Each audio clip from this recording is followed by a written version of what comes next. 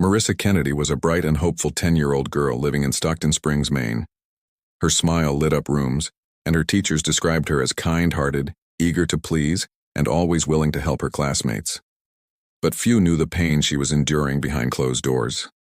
In 2017, Marissa moved in with her mother, Sharon Carrillo, and her stepfather, Julio Carrillo. The family had recently relocated from New York in search of a quieter life.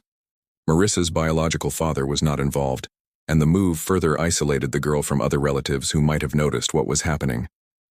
In the months that followed, neighbors occasionally saw Marissa outside but rarely heard her speak. She stopped going to school regularly. Staff at Searsport Elementary filed several reports to Child Protective Services after noticing bruises, odd explanations for injuries, and changes in her behavior. Despite these red flags, state agencies failed to intervene with urgency. On February 25, 2018, emergency responders were called to the Carrillo home. Julio claimed that Marissa had been unconscious and that they had just found her collapsed. When police arrived, they were immediately suspicious. Marissa's body showed signs of prolonged abuse.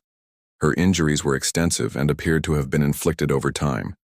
The autopsy painted a grim picture. Marissa had broken ribs, internal bleeding, and numerous contusions in various stages of healing. It was clear she had been beaten repeatedly. What began as an apparent accidental death quickly evolved into a homicide investigation. Both Sharon and Julio Carrillo were arrested days later. In separate interviews, each pointed the finger at the other. Investigators, however, determined that both had actively participated in the abuse that ultimately killed Marissa. According to court documents, the couple subjected Marissa to routine and escalating violence. They forced her to kneel on tile floors for hours, struck her with belts, fists, and a mop handle, and denied her food and medical care.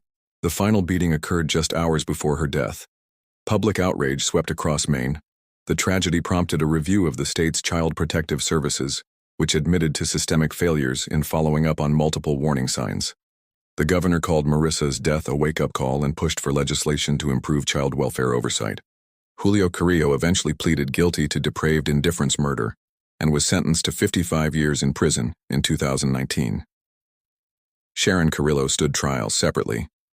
Her defense argued that she was intellectually limited and had been manipulated by Julio, but prosecutors presented evidence showing she had actively taken part in the abuse. In December 2019, Sharon was convicted of depraved indifference murder and sentenced to 48 years in prison. Marissa Kennedy's death remains one of the most heartbreaking child abuse cases in the state's history. In the aftermath, new protocols were implemented for school and social service workers to act more quickly and decisively in cases of suspected abuse.